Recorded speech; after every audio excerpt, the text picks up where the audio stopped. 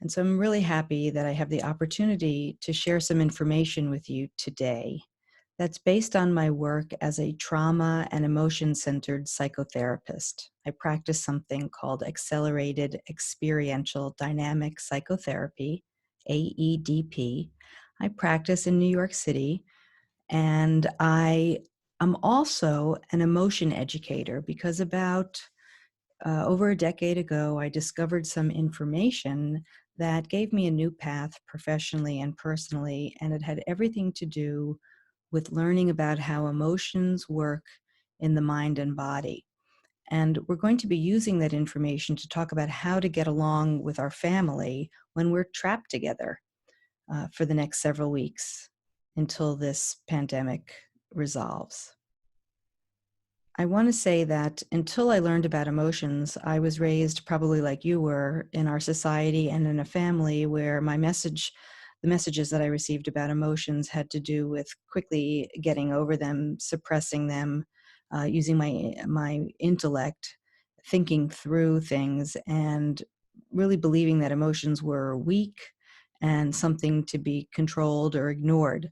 And then I learned the science of how the brain and the mind and the body work. And apparently, we all have emotions, men, women, and every gender in between. We have something called core emotions, which are there for an evolutionary reason. They tell us how the environment is affecting us and how to survive. When we block our emotions, we get anxious and depressed. And when we listen to them and work with them, all sorts of good things happen. Calmer, more clarity of thinking. We are more confident because we don't have to run from the feelings and sensations that we have in our body that we can't deal with. And not dealing with emotions and not understanding emotions is one of the big reasons that relationships are so hard. And we know they are, right? Even when you love each other, even when you love your children, people are annoying and can get on your nerves. And when tensions are high because of fear and being in a once in a lifetime pandemic, you can imagine all the fighting that's going on. I've heard from patients and friends about wondering about the divorce rates after this is over. And I don't mean to diminish that it's not that that it isn't hard. It's very hard. Relationships are hard and people suffer. But I'm going to offer 11 tips to consider just to hear about today and then make your own decisions about whether you want to learn more. These are not like they're quick tips, but they're also practices over a lifetime. And I'm happy to have the opportunity to share some of this information that you wouldn't necessarily hear because it stays for some reason relegated to a small group of therapists and scientists and academics, even though this is steeped in scientific literature on emotions, on trauma theory, on how people transform, on relationship theory, all sorts of things. So I want to just begin by validating that it is very difficult to get along under the best of circumstances. And the trick here is that through a practice of becoming aware of what you are about to do, a microsecond before you do it, we can have a little bit of space to take a different fork in the road. So let me just begin by sharing tip number one. Tip number one is all about setting ground rules. We can talk to our loved ones, and I'm not so much talking about children because they work in different ways. Their brains and they aren't mature yet, and they're emotionally sort of over emotional and under logical. So I'm going to be talking about talking to the adults in your milieu, in your environment, and then when it makes sense, you'll weave the children into it if you have children. And these tips are also good if you're home alone on how to deal with emotions and stress and anxiety. So tip number one is to set ground rules. So what do I mean by that? Well, in a calm moment, right? Because all the thinking that we have to do, we want to do in moments when we're calm. We in AEDP sometimes say, let's strike while the iron is cold. So you're sitting around having dinner and it's like, hey, we know we're going to be fighting more and more and more as we stay more and more cooped up. Let's set some ground rules for fighting. So the kind of ground rules that I have with my husband, for example, is that we don't call each other names, right? That's verbal abuse. And I don't need to say no hitting, no raping, no sexual abuse. Like, we as human beings have to try to be kind to each other. And the basics of being kind is not to be abusive verbally, physically, or sexually abusive. Okay. So I'm starting with that premise. If you have a tendency to be physically abusive, verbally abusive, sexually abusive, you need to hear this information, and you probably need to delve deep into it, because abuse is a symptom of trauma and blocked emotions that are sitting there creating havoc and bad behaviors. And we can absolutely heal from our traumas. And I've been in therapy many, many years. It has transformed my life and transformed my relationships. I'm on a second marriage. It's now 15 years. And if I knew now what I knew then, I would have been a better parent and a better first wife. But you know, things are good now and I don't have too many regrets. So setting ground rules. So it means not being mean to each other. Another ground rule I have with my husband is we don't shout at each other, right? When you want to be firm and set a limit or a boundary, you may get a little more intense in your tone and feel a little bit stronger. But basically, it's not like a free-for-all for a shouting match. That may feel good in the moment. It's a way to discharge your anger, but it does damage, long-term damage in your relationship. We have to feel safe in our relationships. So if you're trying to have a space between you with your own feelings and thoughts and another person and their own feelings and thoughts, the space between you should stay clean, meaning you don't pollute it with name calling and terrible things that people do to each other. When you want to do that, that's what we're going to be talking about, how to stop and reorganize and rethink. So other ground rules that I have with my husband is we may need to take a break, but we agree that if we're in the middle of trying to solve a problem, we're going to come back when we're calmer, and we're going to work and keep talking, right? In relationships, all there is talking. So we're going to keep talking through till each person feels understood and understands the other, and the other person has understood them. And then it's much better to solve problems that way, right? Another ground rule is we're not going to threaten to leave each other or abandon each other or to hurt each other. There's no threats, right? There's more like, okay, we're in a terrible fight. We're really angry. We forget why we even like each other. And we know that that's a temporary feeling. And let's do our best to behave properly so that we can come together and solve problems again. Other ground rules. Let's see. We don't threaten to leave each other. The conversation isn't over until both people feel understood. We don't shout. We don't dismiss each other's feelings. You know, no one gets to say whether you feel something is right or wrong. Feelings are subjective. So whatever you feel is right by definition.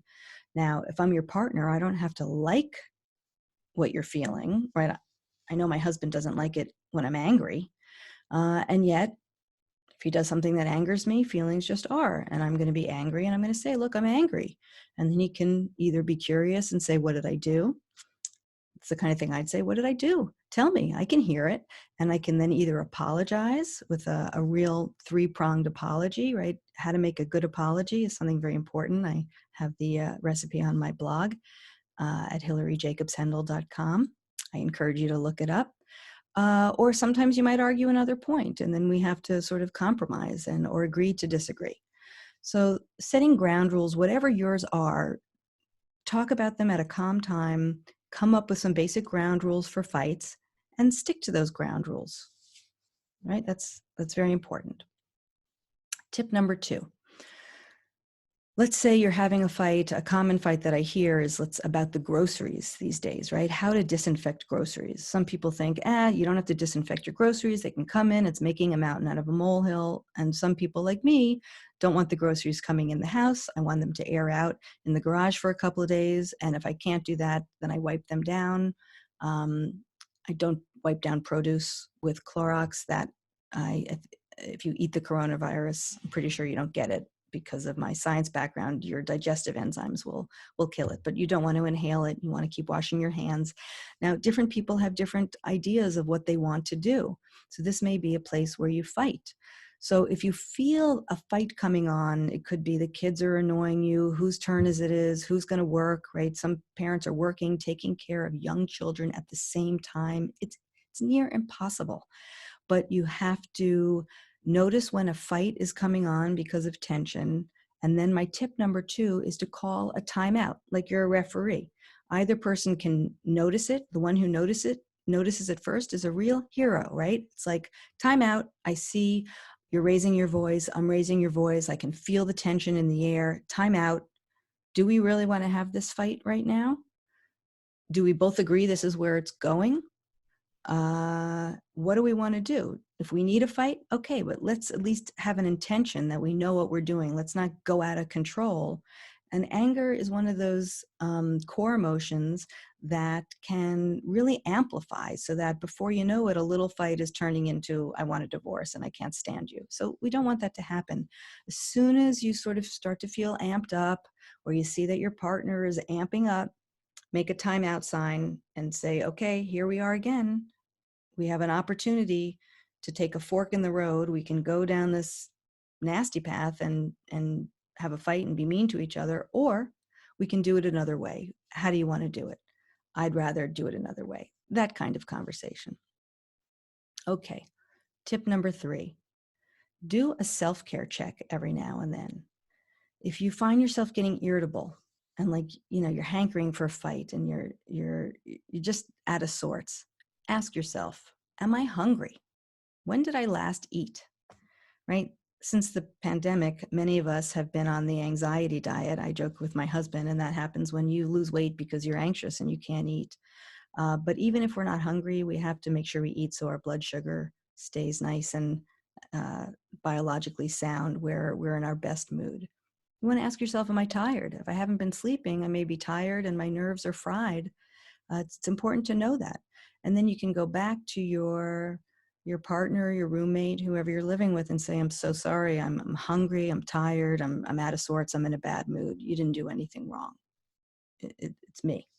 And that's a wonderful thing to be able to say, and to be able to be humble, right? A lot of people really suffer shame. They were humiliated as children for making mistakes, and they can't even say that they're sorry. They can't say that they made a mistake. That's a really important thing to work on, that we have to heal the shamed parts of us so that we can be humble, we can be accountable for our actions, and accountability goes a long way in relationships. Okay, so that was tip 3, do a self-care check. Tip number 4 is take the time to acknowledge how you're feeling below the neck. This was a revelation when I learned that emotions were physical sensations. And instead of what we do, we get jarred with an emotion in the middle of our brain. It triggers almost every organ in the body to ready our body for action.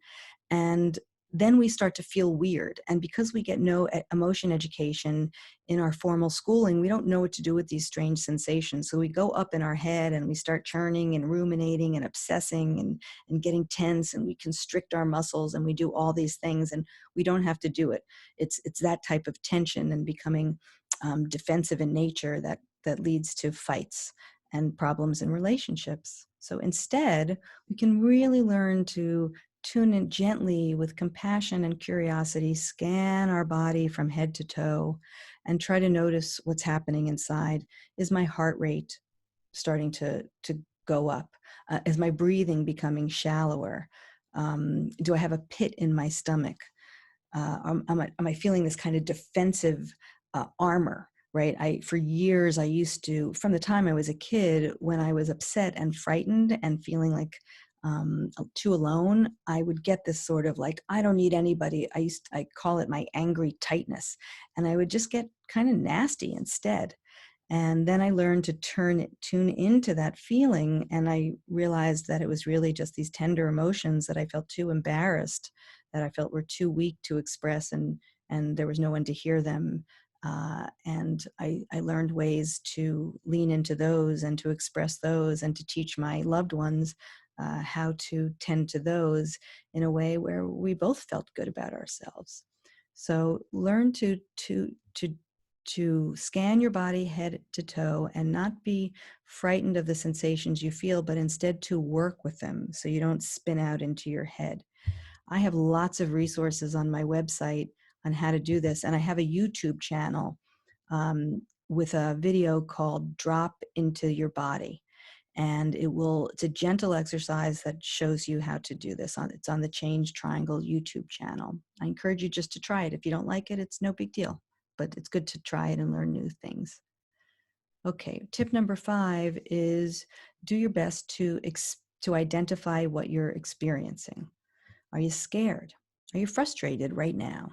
Are you sad? Because there's a lot of sadness around. There's people dying. There's frontline healthcare workers and frontline grocery store workers, and they're sad, and people are dying and losing their jobs and losing their financial futures. It's just awful. This is just awful. So it's natural to have all these feelings.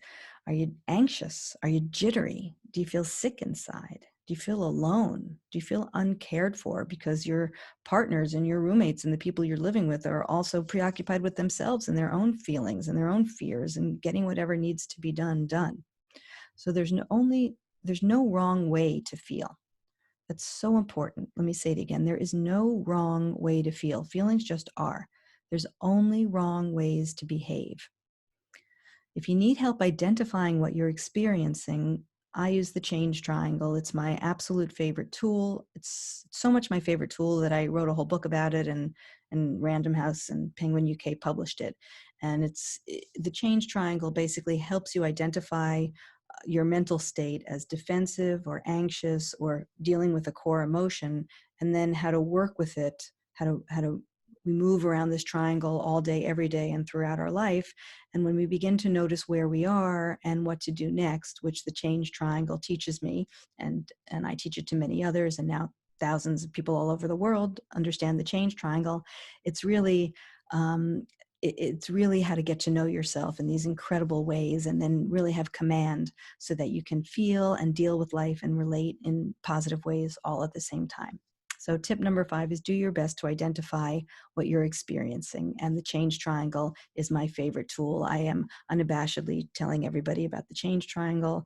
And I don't mean to hawk my wares. It's free information unless you buy the book, which is also free at the library. Okay, tip number 6, check in again, become aware if you're worrying about catastrophic events in the future that haven't happened yet. So one way to really settle your emotions and to settle down is to shift from worrying about the future to grounding yourself in the present moment. So I kind of ask myself this question when I'm getting really upset. It's like, am I or anyone that I love in danger right now, right this minute? And thank goodness, no. My 80-year-old mother has been holed up for 3 weeks in her New York City apartment, and I'm just so thankful that she is willing to stay inside. I have a 90-year-old mother-in-law who was going to the grocery store and stopped, and so I'm at the moment just trusting that everybody that I love is going to be okay. Now, clearly, if you have lost somebody to the coronavirus, you are grief-stricken, and that's another audio recording, right, on how to be with grief and to get support and to feel your grief. But right now, the majority of us are just scared of the future, but we're safe right now, and that life will go back to normal. And we want to reassure ourselves that we're okay, and just acknowledging that right in the present moment, I am okay, can bring some relief. Okay, and we just need to quarantine ourselves and our loved ones, and to be good citizens, and things will resolve. So allow yourself to relax into that. Tip number 7, which is related, is remind yourself and each other over and over again that this situation is temporary. This feeling, that whatever you're feeling that feels bad, is temporary. This quarantine is temporary. That's my main mantra. When I get upset, feelings and states of moods and states of upsetness have this weird way of affecting time. It can feel like forever. If you go through a depression, it can feel like you're always going to feel that way, always depressed. So the same thing, it can feel like after being quarantined for 3 weeks, it can feel like this is my life forever, but it's not. This is a small blip. in your life. And you can do it. And using these tips to manage emotions, you're going to come out okay. Okay, tip number 8. I use tried and true techniques that lower my stress. And the ones that I use in my practice every day with people, and that I use myself, and that I teach friends and family, and when I speak, and that I write about, tools like grounding and breathing. Deep belly breathing in combination with grounding your feet on the floor is the best thing you can do for yourself to calm emotions and to help emotions move through you and process quicker. And I would go into how to do it. Well, maybe very quickly I will, but you can do it with me again on the Change Triangle YouTube channel. We'll have a long kind of guided meditation on grounding and breathing. But the idea is you put your hand on your chest, you put a hand on your belly, you feel your feet on the floor, and you take nice breaths. You can't see me now, but the idea is the chest stays down and the belly comes out. You fill up your whole abdominal cavity with air. You hold it for a beat to get that nice squeeze on the vagus nerve, the longest nerve in the body that tells the vagus nerve that you're safe, as you then exhale through pursed lips, like you're blowing on hot soup. And you enjoy this nice luxuriating exhale as you tune inside. And again, more detailed instructions for grounding and breathing on my website and on the Change Triangle YouTube channel. Try to learn it. It's just everybody needs to know these tools. They should be teaching them in high school, but we don't. Until we do, you have to get this information yourself. Okay, tip number 9. Change your environment if possible and adopt a playful attitude. Very hard. So here again, you're in the kitchen, you're about to have just a huge fight with your partner again over the groceries. Somebody calls time out and says, okay, here we are again. I feel a fight coming on. Let's just go outside. Just turn your attention to someplace else. And even if you don't feel like doing it, even if it takes such energy to rip yourself away from engaging in this fight, which can feel so empowering in the moment and good, later not so much because you feel bad, just rip yourself away and go outside, even if you just stand in front of your front door and take a couple of deep breaths. But if you can, take a walk around the block. Wear a mask if you have to. It's no big deal. It's just temporary. Run around, kick a ball, dance, count birds, learn the names of different trees, prepare a garden bed for a little garden. Another calming technique that we use in trauma therapy is to just stand outside and simply, or inside, you can do this, name 3 colors you see in your room or outside. Then name 3 sounds that you hear. Then name 3 textures you see in the environment, like wood or plastic or feathers, that type of thing. And you can do this with children, you can do this with friends, just keep going around and around, naming colors and textures and sounds. This is a way to really get into the present moment and calm the nervous system. Now, if you're stuck inside in an apartment, like in New York City, and you can't get outside at all, or just doesn't feel right, you can actually look at pictures of the beach or national parks, beautiful nature pictures. It can be quite calming, and you can close your eyes and even imagine you're there. I know that sounds hokey, like so many things I teach, but just because it sounds hokey doesn't mean it doesn't work. That the brain is fascinating, and that I use imagination a lot of the times in my psychotherapy practice, because the brain doesn't truly get the difference between fantasy and reality. For example, you can imagine running, and it lights up some of the same brain cells when you're actually running. So if you imagine being on a beach, looking out in the water, seeing the blue sky, feeling the hot sun on your skin, feeling the sand between your toes, and you're holding like a delicious banana daiquiri. And if you just let yourself relax and slow down into that fantasy, it can actually be quite restorative. And you can play with children and do these things. A lot of imaginative play is very healthy and very helpful. Tip number 10 is make a list of simple things that calm you. Much like you laid the ground rules for fights, when you're calm, come up with a list of 5 things that you know helps you. I call this a list of state changers. State changers are things that as quickly as possible, get you from a bad mood into a better mood. And you write down this list, you put it on your refrigerator or on your desk, because when you're upset, you won't be able to think as clearly. And so now you can go look at your list of state changers and not think, but just try each one. So I'll give you a kind of a list of state changers that are common and that I use. One is exercise. When you're anxious, when you're distressed, when you're angry, try to move. Do some push-ups, run in place, run outside, exercise. Another state changer is to work the change triangle.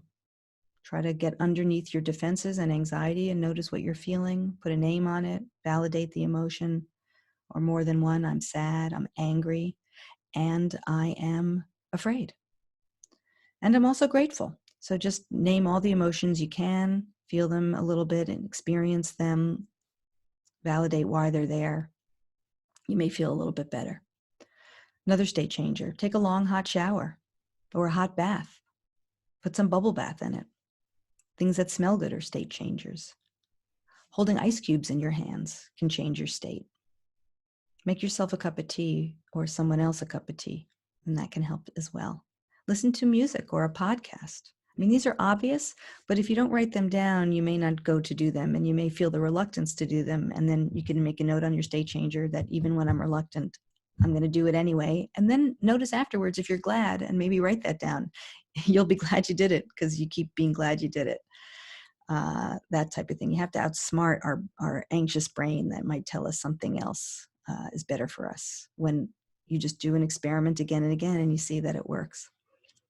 Calling a friend, video chatting with a friend is a great state changer. It can really pull you out of a bad mood. Watch a funny TV show, watch a sad TV show, read or listen to a book, and you can listen and read books together with your family. That's a wonderful idea. Add your own ideas. What are some things that you do for state changing? What are some things that quickly shift you out of a bad mood and help you feel better? Write them in the comments below because it might help somebody else. Lastly, after your list of state changers, tip number 11 is to talk about how you feel with your family. If you've done all these other tips, you're getting pretty good at knowing yourself. And if you're reading about emotions and you're learning about emotions online, it's a good time to Google a lot about emotional health and learn the change triangle, and even pick up a copy of It's Not Always Depression, which is easy to read. It's like a beach read on emotions with exercises and stories from my practice of how people recover after years of anxiety and depression and social anxiety and feel much more confident and calm and clear. I would recommend reading that with your spouse or partner anytime. So tip number 11 is to talk about how you feel with your family. Once you take the time to tune in and tend to your internal world, try to share openly and authentically with your partner.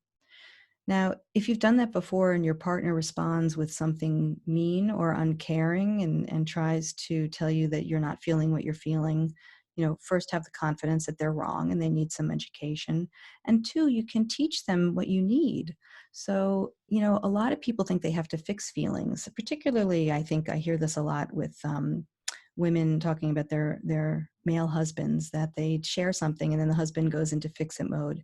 And so for all the men out there and the women who love men and want to teach them, tell your man that they don't have to fix it, that you just want to share how you feel. And maybe tune in and find out what you need to hear, and then let your husband know or let your wife know. I just want you to tell me that it's okay that I feel this way. I just want you to listen and not say anything. I just want you to listen and tell me you love me and validate that this is really hard. That type of thing. So emotions don't need to be fixed. They need to be validated and shared. I want to leave you with one final word of encouragement, which is each time you want to say something nasty or mean to someone in your family, don't do it. Instead, take a break, validate what's happening inside, validate that this sucks, but it's temporary. Actively force yourself to remember that you love these people.